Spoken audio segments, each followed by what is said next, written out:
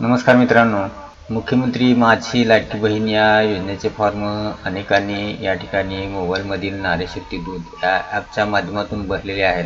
त्यातील बऱ्याच जणांचे जे फॉर्म आहेत ते फॉर्म अप्रूव्हसुद्धा झालेले आहेत. काही जणांचे पेंडिंगमध्ये असतील, तर काही जण रिव्ह्यूमध्ये गेलेले असतील. तर या सर्वांसाठी हा जो व्हिडिओ आहे हा व्हिडिओ अत्यंत महत्त्वाचा असा ठरणार आहे. तर मित्रांनो, त्यापूर्वी या चॅनलवरती तुम्ही नवीन आला असाल तर अशाच प्रकारच्या नवीन माहितीसाठी KT डिजिटल मराठी या यूट्यूब चॅनलला तुम्ही नक्की सबस्क्राईब करा, जेणेकरून तुम्हाला अशाच प्रकारची नवीन माहिती जी आहे ती भेटत राहील. चला तर मित्रांनो, व्हिडिओला सुरुवात करूयात.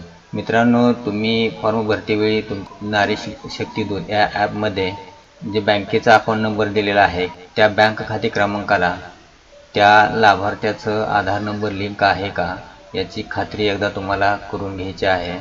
कारण का तर मित्रांनो, 17 तारखेला जो पहिला हप्ता लाभार्थ्यांच्या खात्यावरती जमा होणार आहे तो पहिला हप्ता DBTच्या माध्यमातून जमा केला जाणार आहे. म्हणजेच डायरेक्ट ट्रान्सफर बेनिफिशरी म्हणजे लाभार्थ्याच्या खात्यावरती डायरेक्ट हा जो हप्ता आहे हा हप्ता हस्तांतरित केला जाणार आहे. आणि त्यासाठी तुमच्या बँक अकाउंटला तुमचा जो आधार नंबर आहे हा आधार नंबर लिंक असणं अत्यंत गरजेचं आहे.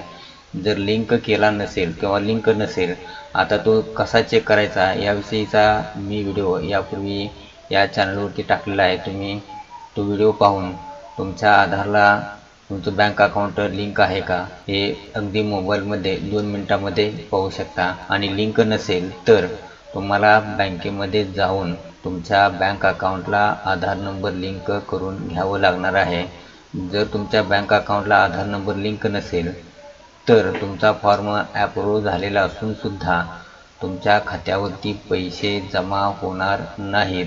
तर एक काळजी या ठिकाणी तुम्हाला घ्यायची आहे.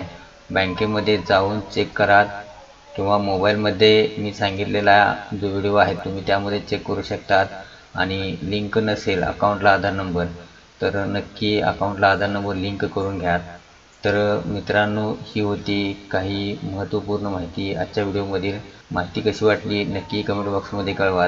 जय हिंद, जय महाराष्ट्र.